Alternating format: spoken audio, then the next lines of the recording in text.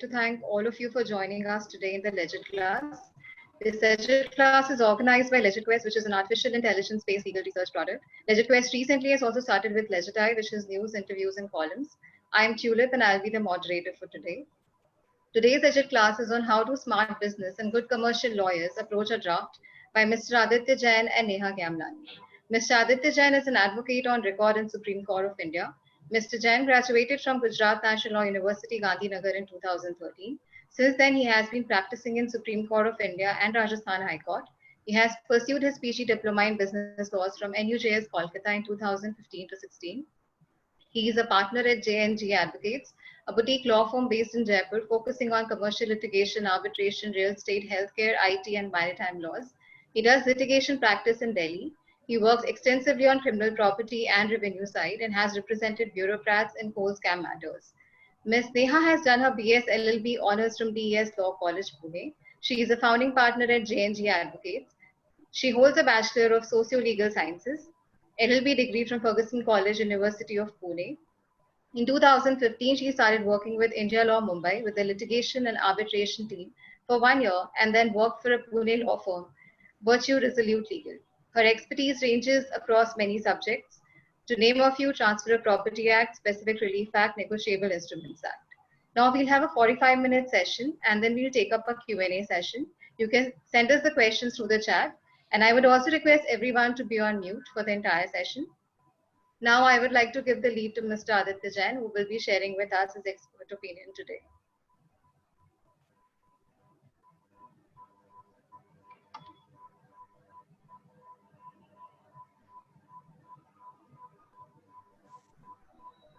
Sorry.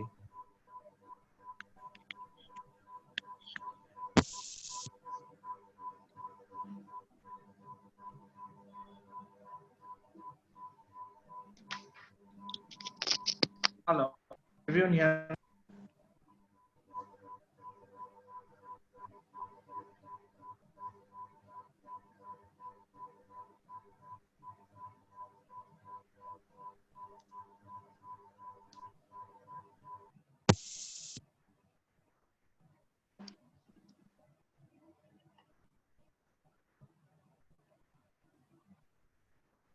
Hello. Yes, am I audible? So you're audible now. Yeah.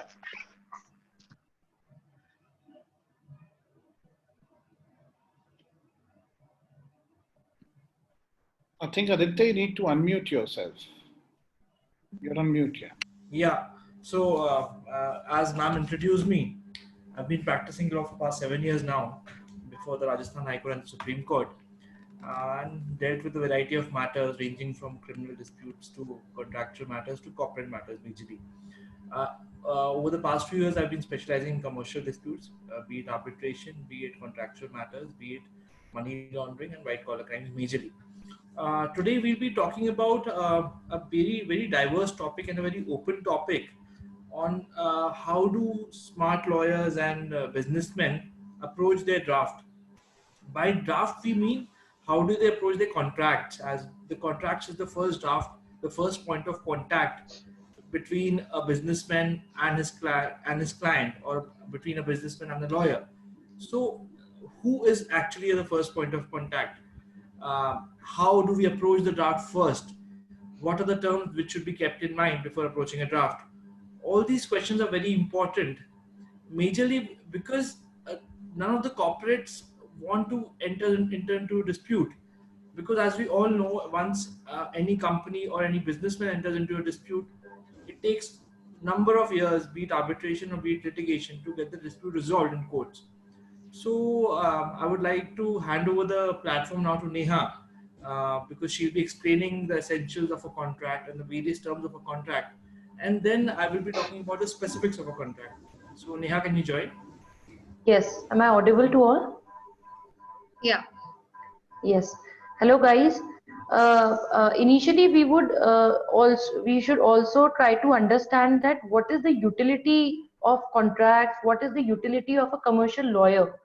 So it's very understandable that in a business, two people are very important. One is the accountant and one is the business lawyer.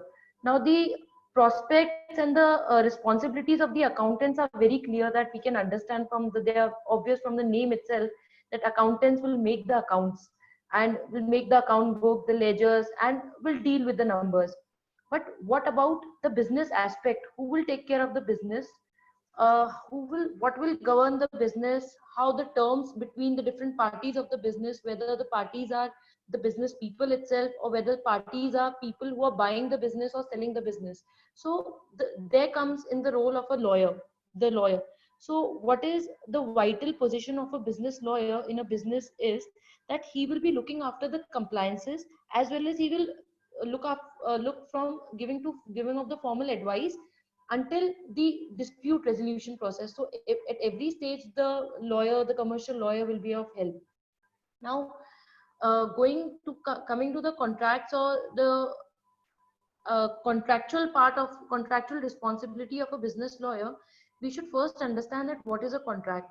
Now, contract is a settlement, or a contract is basically a promise between two parties, what is to be given by one party, what is to be taken by one party, and what is to be given in consideration of that.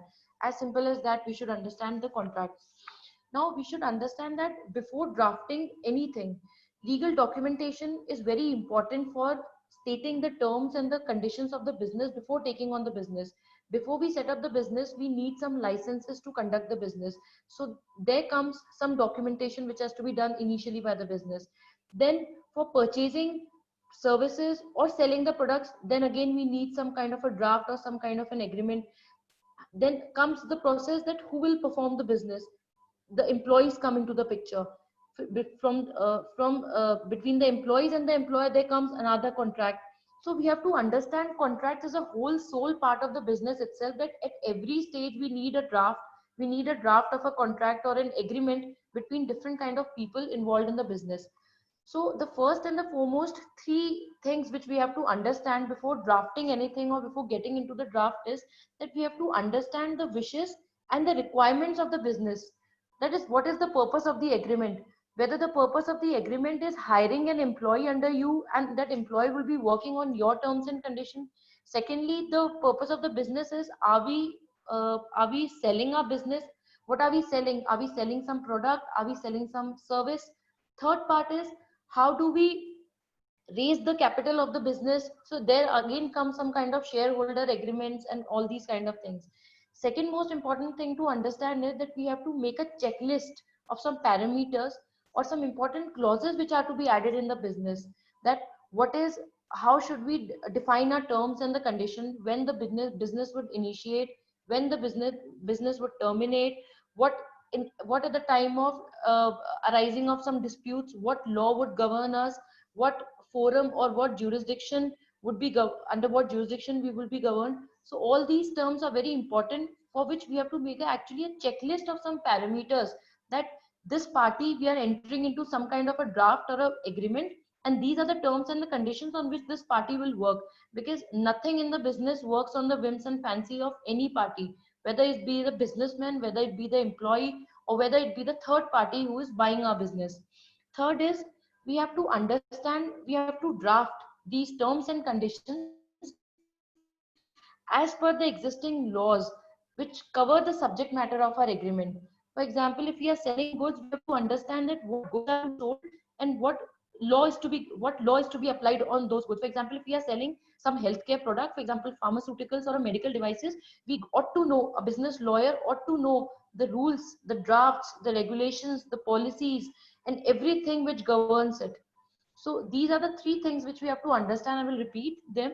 That first we have to understand the wishes and the requirements of the business, that what is the purpose of the agreement, whether it is an employment agreement, whether the shareholder agreement, whether the franchise agreement. These are the kinds of agreements, and Aditya will deal later into them and also explain you some particular clauses which are to be which are to be enlisted in these kind of drafts. Then we have to understand a checklist. We have to make a checklist and the parameters of the important clauses which we want to add in our draft. Third is that we have to draft now these all parameters according to the existing laws and the subject matter of the agreement. So now next I will tell you that what are these kind of business contracts and the agreements which we are talking about, on which attorney or a business lawyer or an advocate has to deal with. Now, businesses hire corporate lawyer to get such kind of contract drafting and vetting services. Now, first kind of drafts which I would like to talk about is the corporate commercial contracts. For example, these are related to generally the intellectual property rights ke licensing agreements, technology transfer agreements, some kind of vendor relations, service agreements, confidentiality agreements, trademark assignments, arbitration agreements, mergers and acquisitions.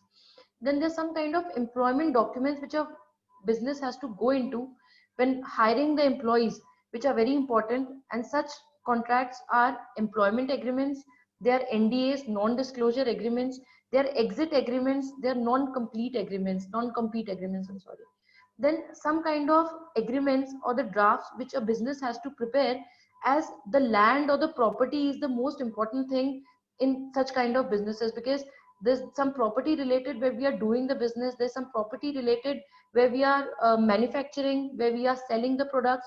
So such kind of property documents are very essential, and these are the lease deeds, the sale purchase agreements, the rental agreements, the mortgage deeds, and much more. Now, understanding the drafting and vetting services, that a commercial lawyer have to undertake drafting of all kinds of legal documents as per the requirements of the business and as per the nature of the transaction. Now, we have to vet and review some legal documents to pinpoint any errors, mistakes, or omissions. Now, this is very important, that some lawyers do only the vetting services, because the immediate drafts or the templates the business, the in-house counsels provide. But a commercial lawyer has to come into the picture to look into whether there are any errors, mistakes, or omissions with respect to the nature of the transaction which the business is undertaking. Then the lawyer has to also negotiate the provisions of legal documents with the other parties. For example, we are getting into business with some party, the third, we have to even undertake the provisions, that what is the rights and the liabilities of the third party. So here comes the whole purpose of negotiating the drafts. Then fourth is, then we have to register these documents. A draft is nothing, just a blank piece of paper when it is signed by the parties. First of all, we have to see that these kind of documents are registered with the right authorities. For example, in all the kind of technology contracts, or even in the property drafts and the property contracts, we have to see where these have to be registered. Some are to be registered with the local authorities, some are to be registered within the state, some are to be registered with the central government. The licenses are to be registered. So such kind of things, every lawyer has to understand. So it is not just the work of drafting of certain parameters or certain points into the agreement. It is all these things which make the role of a commercial lawyer very important with respect to the drafts of the company. So now I will take you to the key contracts, the key clauses which are to be ensured in the contract, and what does it actually mean. So the first important contract, the first important clause which comes to our mind is that parties. We all see in a legal document that parties to the contract, parties to the agreement, or parties to the license. So you have to understand one thing very carefully, that parties means that who all are legally bound to the agreement, whose all rights, privileges, duties, liabilities are assigned in the whole draft, to call it as the parties. Now, this becomes very important with respect to the personal liability. For example, an LLP or a corporation is bound to the contract, or is individual bound to the contract. So who is bound to the contract defines the parties. Now, this could make a huge difference in the event of a litigation, that this was also a party to the contract. We have to see that what were his liabilities, what were his duties, what were the considerations to be paid to him. Now, we can generally only sue the party that has signed the contract. So the first and the foremost clause, or the foremost thing which comes to our notice in a draft, is parties to the contract. So this makes a very big difference to it. Second thing which comes to particularly my mind as a commercial lawyer is the definition clause in a contract. What happens is, we just define the kind of terms and the conditions in the contract, but we generally forget to define those terms. For example, what is a contract price? It should be written. what are the goods. Now the good definition of the goods and the services is very essential in a contract or a draft, because it defines what goods are you referring to in the whole of your contract. Okay, so this is very important that the parties and the definition clause should come henceforth in the beginning itself, to make understand every person who is party to the contract, and the third person also, the third party, that these are the definitions of the contract. Definition of the contract will change according to the different contract. For example, in a shareholder agreement, we have to define the shares, we have to define the transfer pricing, we have to define the contract price, and much more, which takes place according to what is the contract and what is the draft about. For example, in a employment contract, it is very important to define who is an employee. We have to define who comes in the definition of the employee of the organization. So then only the person can sign the contract itself. Third most important clause which a lawyer should keep in mind is termination. Now, this contract is often found at the end of the contract, like is the termination clause, it is called. Now, despite its typical placement at the end, this is a very key contract item. If something goes wrong with the contract, you're probably wanting to get out, and that's what many people look at the termination clause for the first time. The termination clause provides what causes the contract to end. It's often tied to the passage of time, for example, 1 year, 2 years, etc., or the completion of the project. And while these types of termination events work fine in most cases, sometimes some things go wrong. Maybe the other person doesn't do their part, or they do something very unexpected or bad, that you want to get out of the contract with them.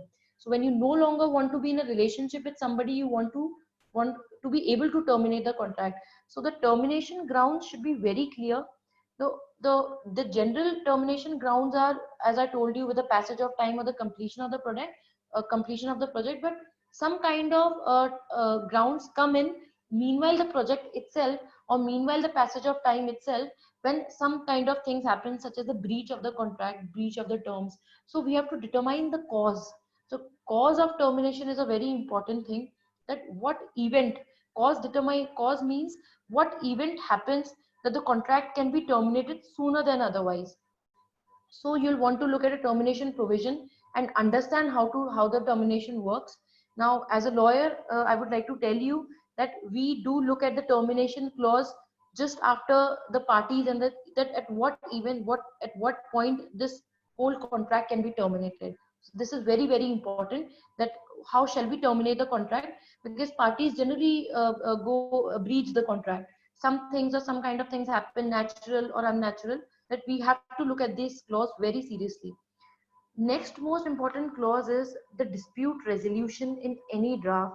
That again, this clause is again buried towards the end of the contract, but this also tell us that it's very important, although in the end, but it is very important.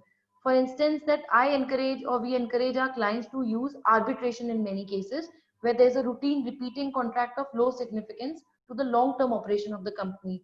Now, this is because the arbitrations are typically very private and they could be more controlled than a standard litigation. But for the bigger issues that really affect the company or the entity, and it's a long-term future, it's often good to have all the process of a full-blown court litigation. So we have to be again very cautious in drafting our dispute resolution clause, that whether we want to just go for the arbitration, even if we want to go for arbitration, we should also enlist that if the arbitration doesn't work out between the parties, then what?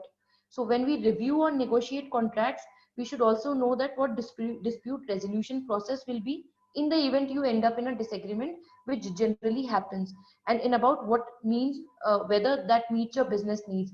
Now, this is very important, that we have to always see the dispute resolution clauses see two things. Number one, that what are your business needs? Secondly, that in the event you end up in a disagreement, what will be the most effective remedy available to you as and when it disagrees.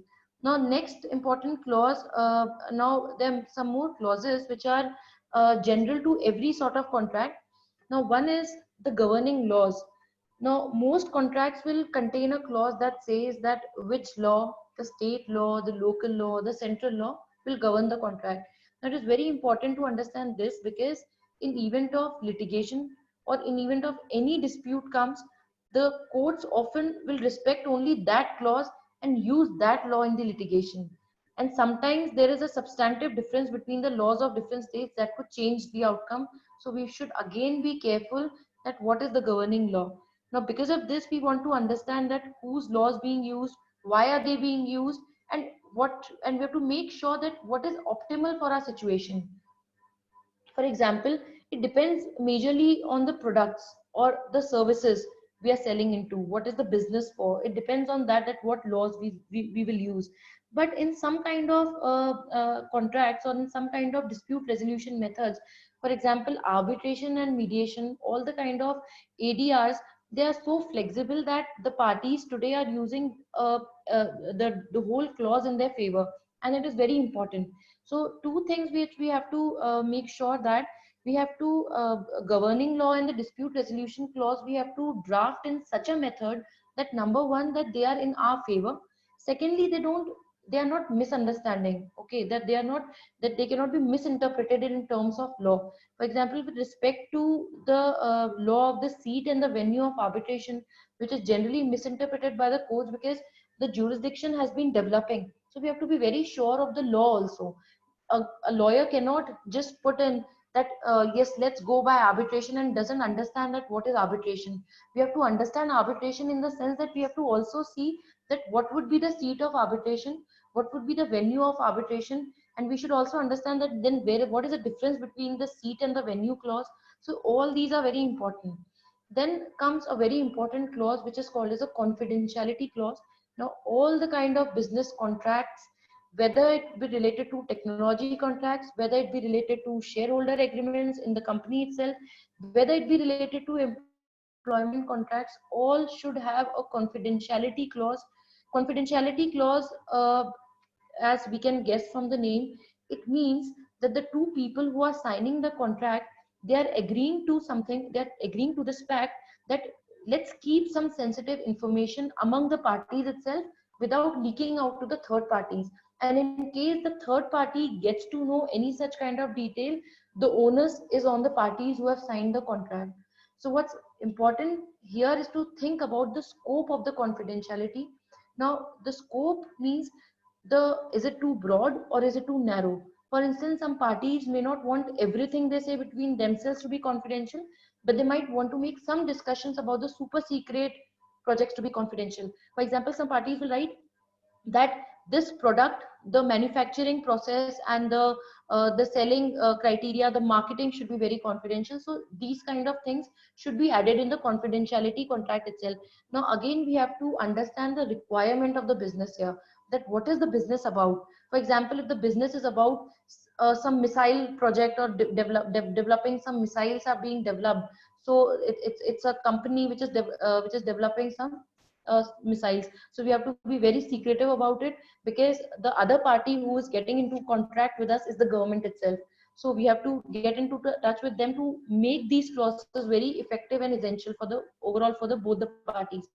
Now an overly broad confidential clause in such a case could be like an administrative burden, and it could lead to unintended violations also. So we have to be very specific with respect to this clause, that what kind of information is sensitive, what kind of information you don't want the third party to know, and what kind of information you want to save so that your business is not lost. Then we have to understand one more clause which is called as an indemnification clause. Now what is indemnification is that indemnification means shifting the risk from one party to another. Now again, this clause is very appropriate in all the commercial arrangements, that is who's taking risk for various action. An indemnification provision typically kicks in when one party to the agreement violates the right of another party or entity, typically a non-party to the agreement. For instance, if both party A and party B sign a contract and party A violates the rights of party C, typically party A will agree to the indemnification provision to pay back any expense which is incurred by party B. So these are basically indemnification clauses important because it shifts the risk from one party to another, and who is the mistaken party. So these are the basic contracts, these are the basic terms which are related to the commercial agreements.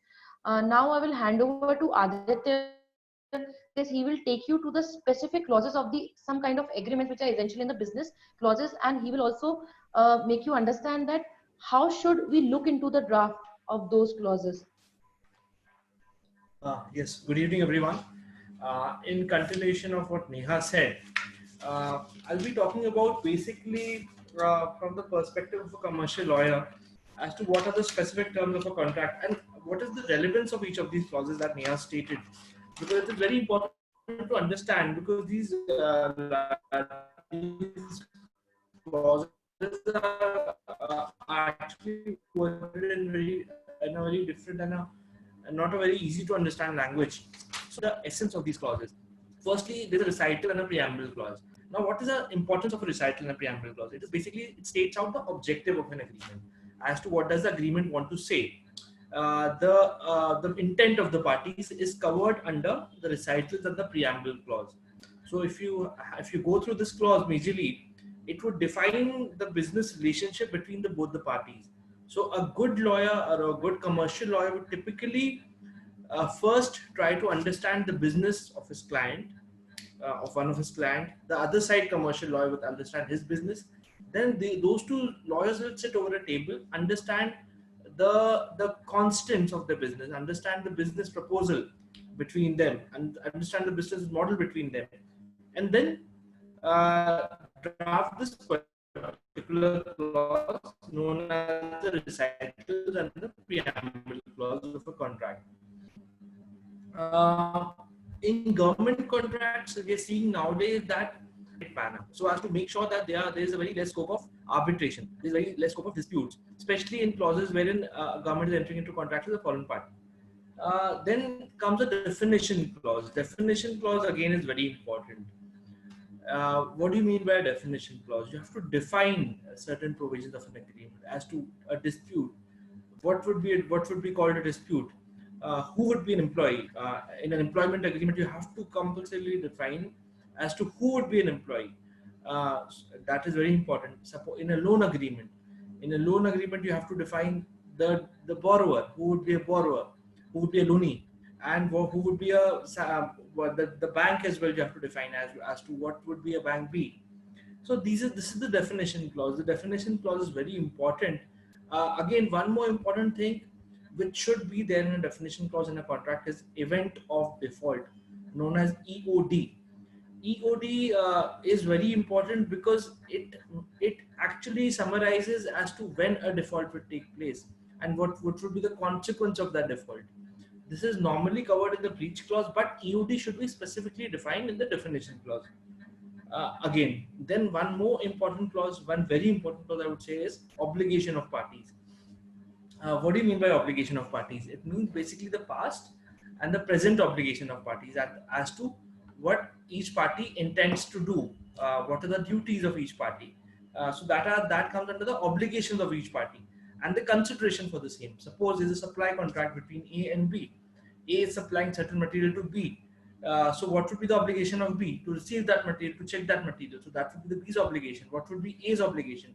To pack that material properly, to make sure that it reaches B in a very safe manner.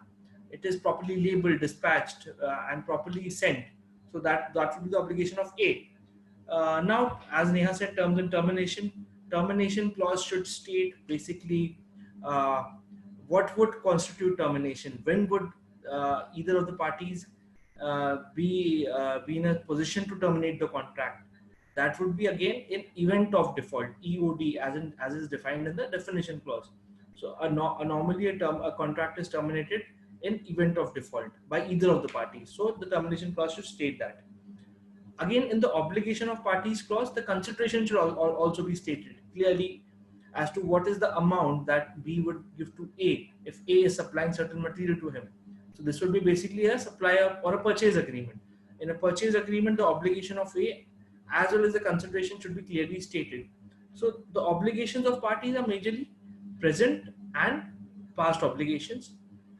Then comes covenants and duties of parties. Now, what are duties of parties? Duties are always future duties. At the time of agreement, the duties will always be performed in the future. So duties of each party to the contract. If there are three, if it's a tripartite contract, then the duties of each of these three parties. If it's normally it's a contract between two parties, so the duties of each two parties, that should be clearly defined. If I want to say it in legal language, every action that each party commits to undertake or abstain from must be clearly defined, must be mentioned here. Every action that each party commits, that commits means promises. So if A says that I will deliver the stuff to B, the material to B, so that should be stated in duties of A. Similarly, duties of B should be to make sure that he informs A as soon as the material is received, or he gives the advance when the material is dispatched. So that would be the duties of B. So this is a very important clause. Three most important clauses according to me in a contract. One is obligation of parties, second is duties of each party and covenants, and third is reps and warranties, representation and warranties. Now, what do you mean by reps and warranties? Again, it's a very normally lawyers find it very difficult to understand the purpose behind reps and warranties clause, as to why should we have this clause in the agreement, what is the purpose of having this clause. So normally they quote, what they do is they just cut, copy, paste reps and warranties clause from any other agreement and they put in their own agreement, which is not right, I would say. Why it is not right is because every transaction, every kind of agreement is based on certain kind of underlying statement of facts. So all these statement of facts as to which are agreed between both of these parties should be stated in reps and warranties. As to if suppose it's an IP dispute, it's an IP agreement wherein a writer of a book goes to a publisher to get his book published. So again, and then he should clearly state in the reps and warranties clause as to that he is the owner of this book, he has written this book, he's taken so much of time to write this book. These are the contents of his book, as in these are the pages that he's written, the topic, the subject matter of the book. So that should always be in representation and warranties. So all these would constitute representation, and warranties would be warranties would be that he's warranting, he's basically representing to the publisher that this is his original work, he's written this, this is what it contains. So this all should be there. The statement of facts basically should be there in the reps and warranties clause. Again, one other important clause is indemnification. Why indemnification is important? I would say indemnification is important because this clause briefly states as to how each of the parties will indemnify each other in event of default. Breach of by one party can lead to losses to another, as you know, because if the publisher, if supposing, let's take the example of a writer and a publisher. If writer goes to a publisher and says that I've written this book and please publish it, and the publisher says fine, I'll publish it, but I will exercise ownership over this book, but I will pay you a certain amount of royalty which I receive from the sale proceeds of this book. So then the publisher has certain kind of ownership. Now, after this agreement is entered into, after ownership is transferred to the publisher, then what happens is the publisher gets to know that this book was copied from somewhere else. The original writer of the book from where the writer copied comes and claims damages from the publisher. Now, how will the publisher basically claim damages from the original from this writer? It would be by way of this clause. So the indemnification clause should basically say as to how one party would indemnify the other party in event of default, in case of by way of damages or by way of any other things. So indemnification clause is very important because it actually leads to losses to another party due to breach of duties of one party. Again, the method of payment is one more thing. A method of payment clause should be there in the agreement as to how payments should be made by way of cash, check, under what would be the time schedule of the payments. That should also be mentioned in the method of payment clause.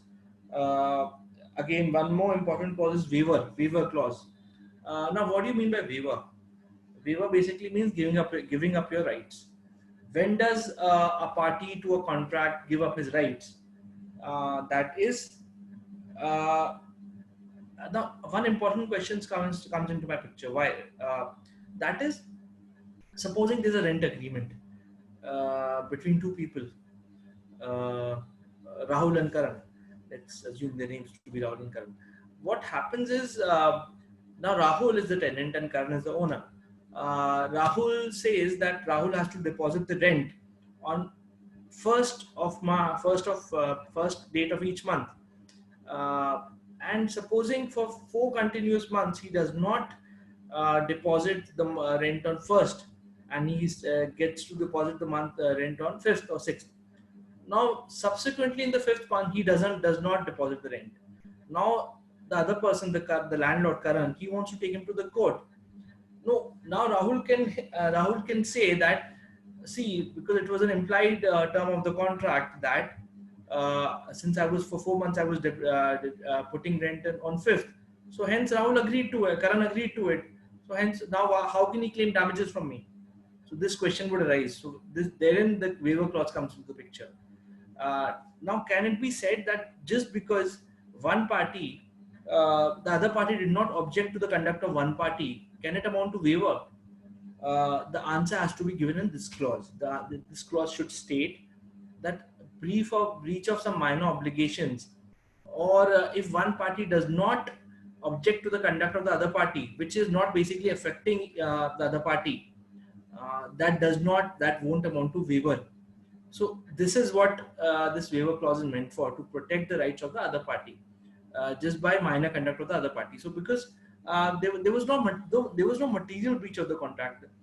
Rahul was depositing rent, but on fifth, so Karan didn't object to it. But that does not mean that Karan has given up his rights. So this is what the waiver clause should contain. The language should be so sacrosanct, so as to make sure that it basically captures the intention of the other party. One more other important clauses are, one is non-compete and non-solicit.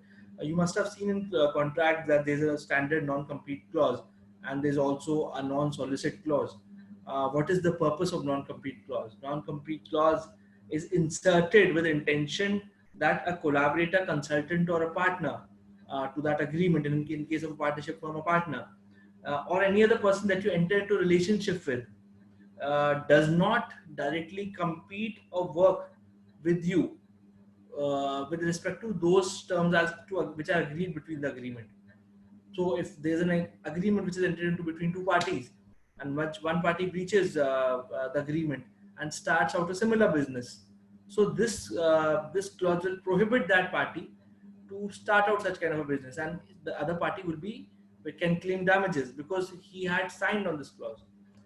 Now, what is a non-solicit clause? Non-solicit clause is basically meant for employees. If in cases of data theft, we see in many startups. I was personally advising a tech startup based in Noida, and what happened was one employee stole away their data and started his own startup, similar models with their data. So then he was barred by this non-solicit clause, and they took him to the court and also sued him for data theft under the IT Act. So that is where this non-solicit clause comes in, and that person was again approaching the clients of this particular his past employer. So this is specifically barred by this non-solicit clause. So again, it has to be very properly worded. Assignment clause is one of the other clause. Certain things. When does assignment come into picture? If there's a contract between us and A and B, supply of certain kind of materials. Now, in the meanwhile, what happens is C comes and acquires A. Now, would the duties of A, obligations of A, be assigned to C? So this question is answered in this assignment clause as to whether benefits, first would be the responsibilities, the duties of E, and the benefits that A was receiving would be transferred to C. So again, this clause is for that purpose. In case responsibilities as well as benefits which is being received by one party could be assigned to a third party. So this is again with the consent of both the parties. It happens in most agreements. It's happened when one of the parties is expecting a merger or an acquisition. So they make sure that this assignment clause is put in. Or in case, even in bankruptcy cases where one of the parties does not have liquidity, then there sometimes it assigns the responsibility of its debts to a third party. So that is when this assignment clause comes into the picture.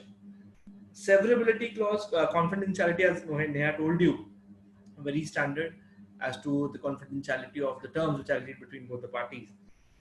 Severability. Severability clause, important again, because a severability clause talks about that if one portion of the contract is struck down as in struck down by the court or the arbitrator, would it mean that the entire contract is struck down? The answer is no, because the severability clause will state that each part of the contract is distinct and several from the other part of the contract. So if one part of the contract is struck down by the court, normally when a contract is struck down, when the terms are in contravention to the Indian Contract Act. So a good lawyer will make sure that all the terms of the contract are specifically covered within the ambit of the Indian Contract Act. So that is the importance of this clause. Amendment clause, again, amendment clause is important because normally we see in complex commercial contracts that parties often need to amend the terms of the contract because the business is so dynamic, they need to amend the contract. So that's when the amendment clause comes into the picture. Breach, consequences of breach, again, very important. What would be the consequences of breach by either of the parties? What amounts to breach? Again, what would amount to breach? Material breach is a minor obligation, as I said, paying rent on fifth. Would that amount to breach? Or a major obligation would amount to breach? So the agreement should clearly specify as to what would constitute a breach. A loan agreement, normally, I'll give you an example of a loan agreement. In loan agreements, we see normally an acceleration clause. Now, what is an acceleration clause? It says that if normally an EMI is not remains unpaid or for 2 months or for 1 month, then the interest payable would be compounded or the interest would automatically accelerate. So that is the acceleration clause in loan. That would be material breach. One, what constitutes breach? Second is what would be the consequence of that breach? So this is very important. Again, EOD. What is breach? What would be the consequence of breach? What would be the event of default? All these things would be stated in the remedies clause of the contract. Agreement, again, as you all know now, the other clauses which are majorly, I would not delve into them much more because due to paucity of time, are governing laws, jurisdiction, arbitration. Arbitration will consist of majorly the composition of the tribunal as to 1 arbitrator or 3 arbitrators. Jurisdiction as to the jurisdiction of courts. Governing law would be the Indian law majorly if Indian contracts are there, or a foreign law when party is a foreign party. So these are the things which are important in a contract. Now, since we don't have much of time, there are specific terms in various kind of contracts, like in tech contracts, in a service level agreement. There are agreements, there's service level agreements, so for which a particular service credit is defined. So that is that can be elaborated on later. But these are majorly the general terms of a contract, and my intention of telling you the purpose of each clause was to make sure you understand the purpose before writing a particular clause. Most of times we see that even lawyers or clients do not understand what is the purpose of putting this clause in the agreement. They just put it because they say that this must be there in the agreement. Now, to understand the purpose, you have to have good command over the Indian Contracts Act. Indian Contracts Act, as they say, should be at the back of your hand, and you should have, you should know that which clauses can be struck down in the code before inculcating any of these clauses in the contract.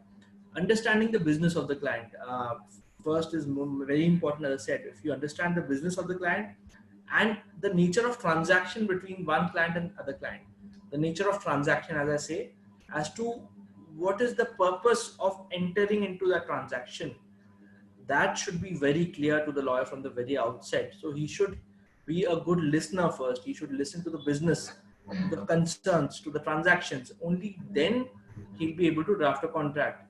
Now, since there's a paucity of time, I would like Jashan to just open the floor for questions.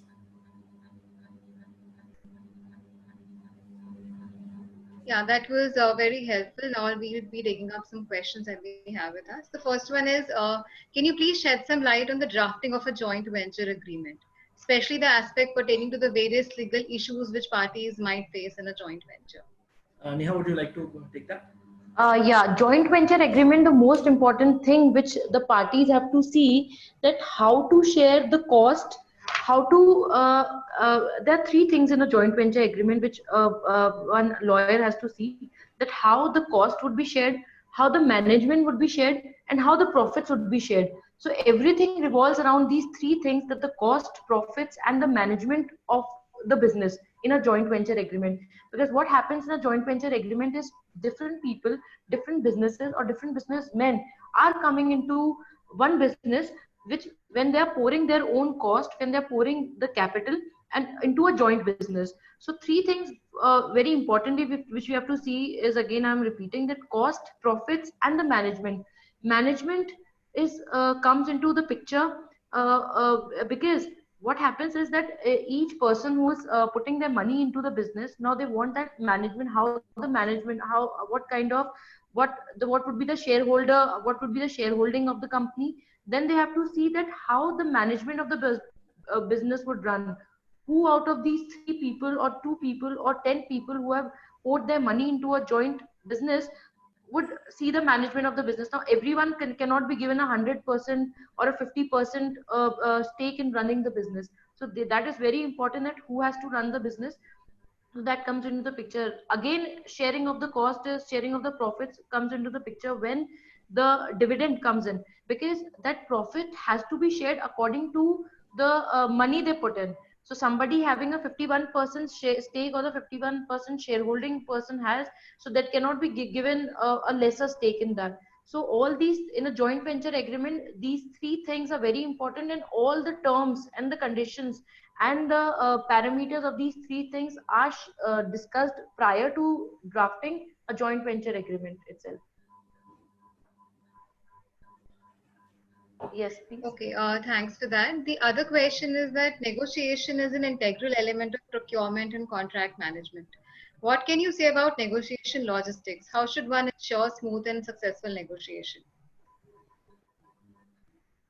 I would like to take that question. I think negotiation is very important. Actions of mergers and acquisitions. What happens is a particular lawyers sit across the table and they finalize a deal structure as to what would be the structure of the deal. To finalize, to make sure that the structure of the deal is finalized, there have to be various rounds of negotiation. So a good lawyer, a good commercial lawyer would make sure that his contract or his deal is broken up into many parts, as many each part, and finalize each part. So he will go for successful negotiation. Once the negotiation is done between both the lawyers and both the businesses, then what could happen is they could move on to the standard terms of the contract as to what would be a breach or termination, or all these standard terms of the contract. First, they should understand that is what I said. They should understand the business and the transaction, and their intent. Their intent is important as to why they are entering into that transaction. Why these are merging, A and B are merging. Why a merger? Because they want to expand their business. They want to globalize. They want to expand the reach. So an FMCG company or a small FMCG company is acquiring a big FMCG company because it wants to take a bigger market share. So the intent should be very clear. If the intents are clear, and if both the wishes of both the parties are honored, so we see in many kind of contracts and many kind of acquisition matters that rights of the smaller person is killed. Bigger giant kills the rights of a smaller person. That is not good. Especially in India, that happens a lot. And then those contracts are challenged in the court, and the court struck it down. Why does the court struck it down? Because the lawyers do not make sure that the contract law, the Indian Contract Act, is important, especially at the time of negotiation, because they can negotiate on the terms later, but they cannot negotiate on the law. So the law is constant, and the terms can always be negotiated in terms of the law. So I think break that entire brick or the entire building into small bricks, negotiate on each brick, finalize each brick, and then build the entire building. So that's the way of negotiation, I guess. Thanks a lot for that answer. The other question is that what are the issues one might face while interpreting a contract in general, and how should one avoid poor drafting? Ania, yeah. This question is very broad, and this whole session was actually based on this thing, that how to avoid the poor drafting is that firstly, that understand the business and understand the purpose of the agreement. That's what I said earlier also, that understand the purpose of the business, why you want to have this draft for, whether this draft, for example, I'll just give you a basic controversy. Some disturbance.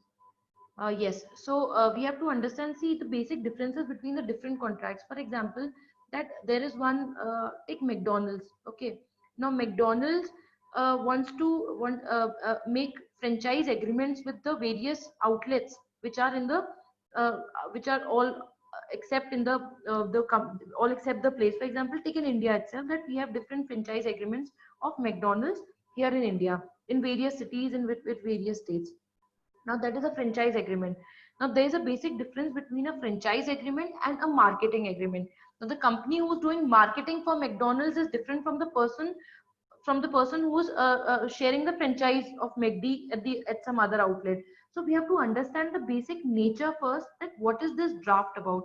Secondly, to avoid any poor drafting, we have to use a very common language, and using common language is difficult in drafts, I understand.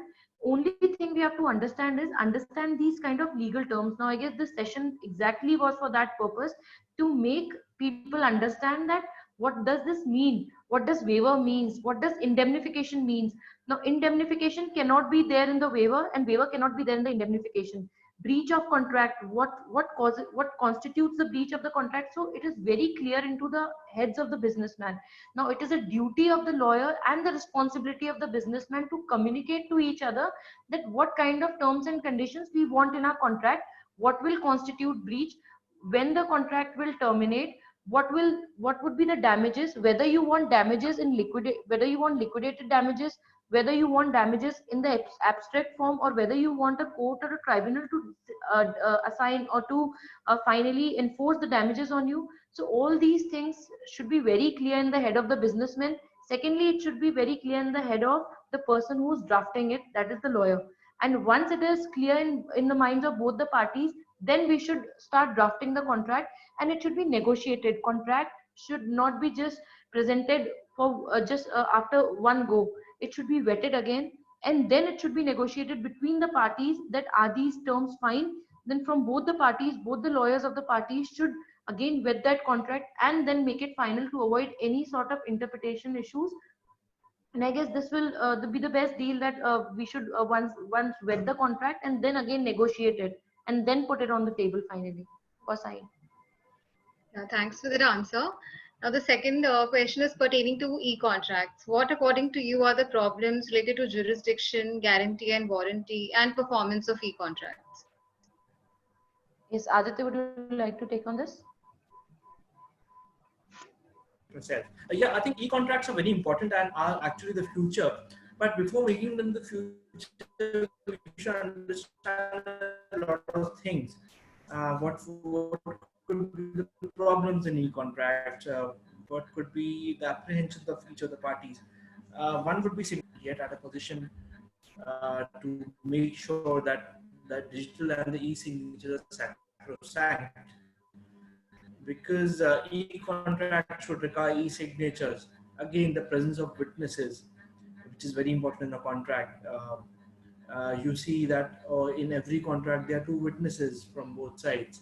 especially in big commercial contracts. So the parties prefer paper contracts. Small matters in basically normally supply contracts or even loan agreements, and even in contracts wherein no high stakes are involved. Reps and warranties again is very important. E-contracts, as we see that their disclaimer, when you enter into a platform or a website, a disclaimer, you're supposed to sign a disclaimer, and that they say is an e-contract. Now, whether that contract is permissible as per the Indian law, the answer is no, because there is concealment. There are 4 other contracts which precede that contract, and that is when the problem begins, because in India, as we say that India is lacking in enforceability of contracts. Our courts are very slow. Our dispute resolution mechanism is very slow.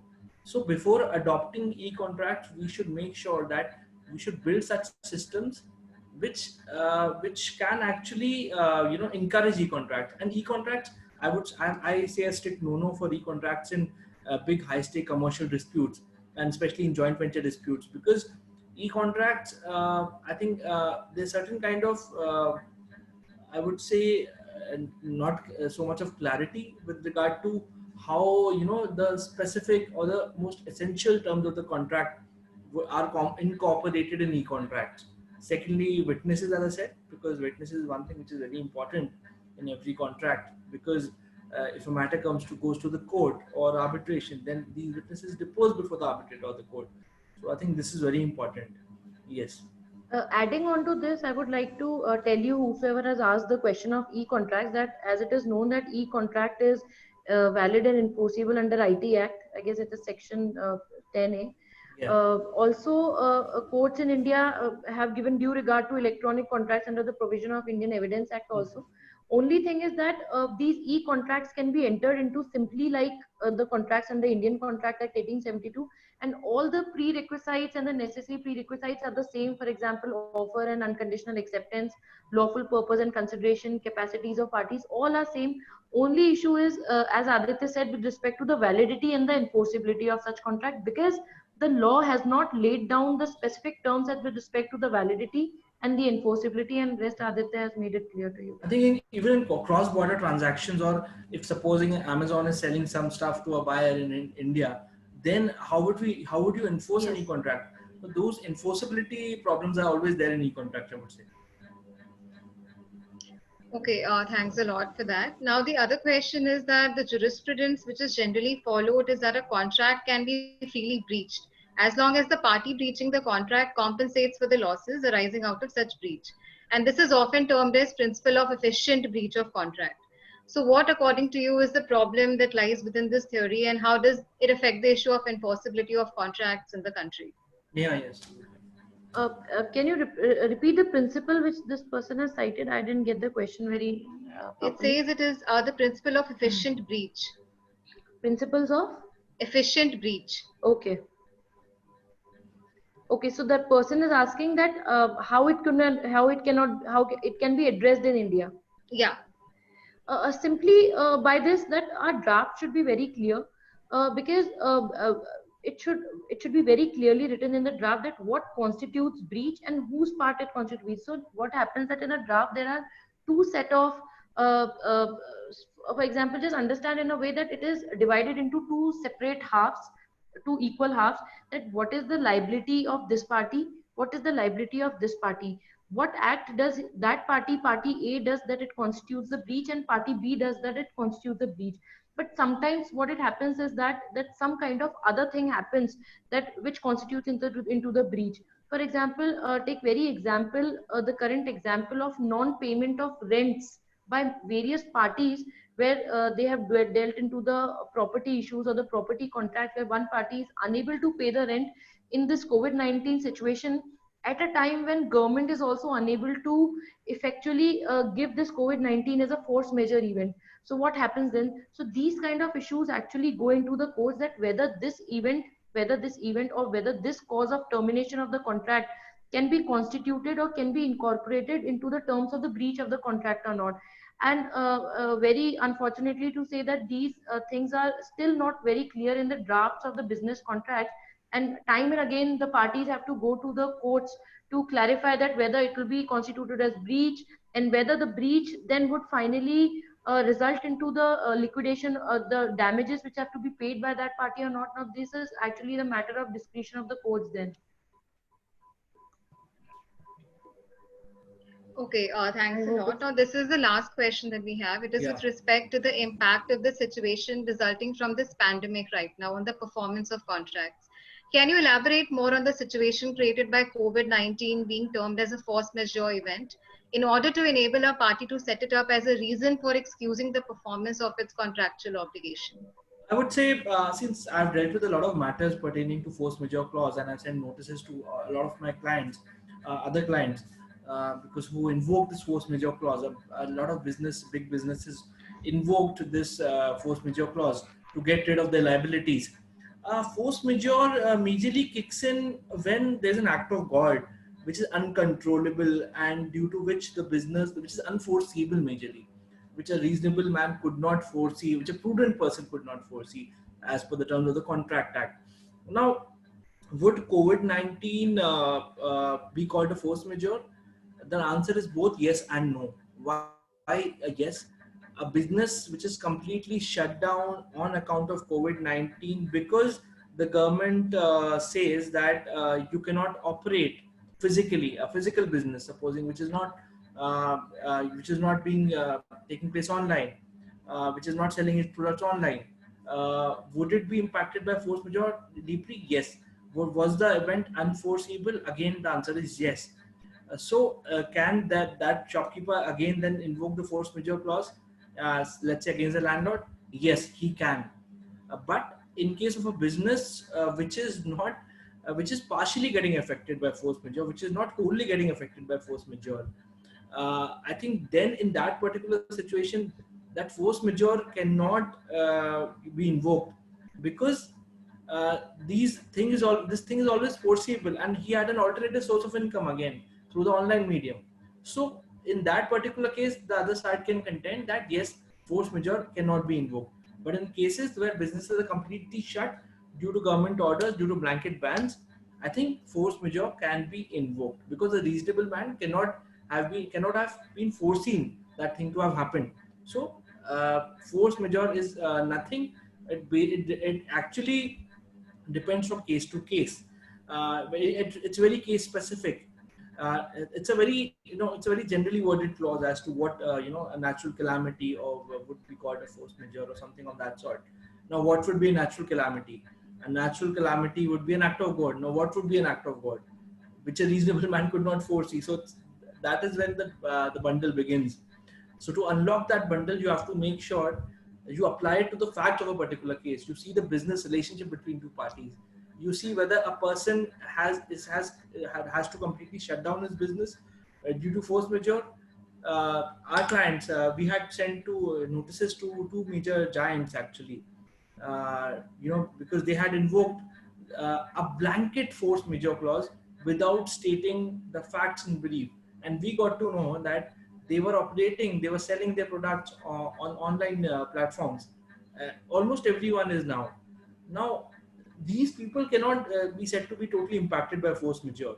So, in that particular case, I think force majeure cannot have been invoked. So, the answer to this question is it depends upon case to case. Yes. Great, that was very helpful, and I think all the questions have been covered now. Is there anything else that our panelists would like to add before we wrap up?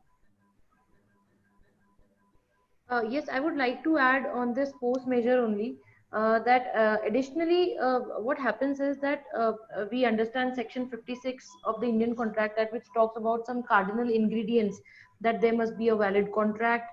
Second is the performance of the contract is yet to be made or is ongoing. Yeah. The aforesaid performance becomes impossible by way of facts or law.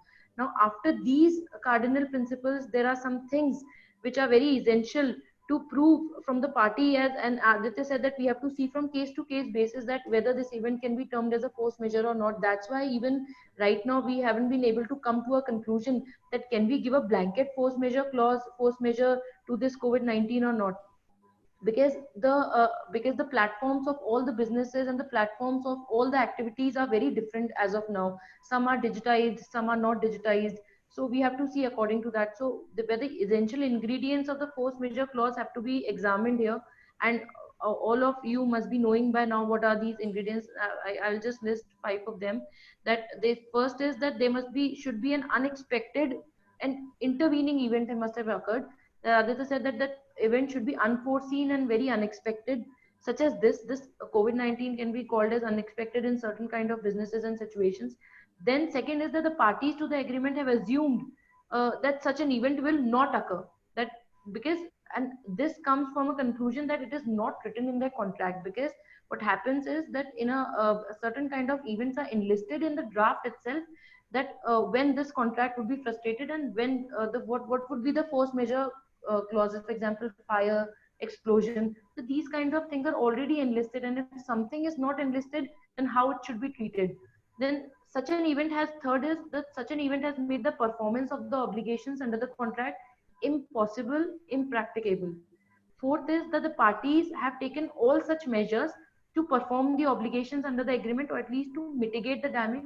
For example, if some parties are conducting their businesses through online medium, now they cannot use this as a ban, that they cannot use this as an event of force majeure, that they cannot now perform their contract.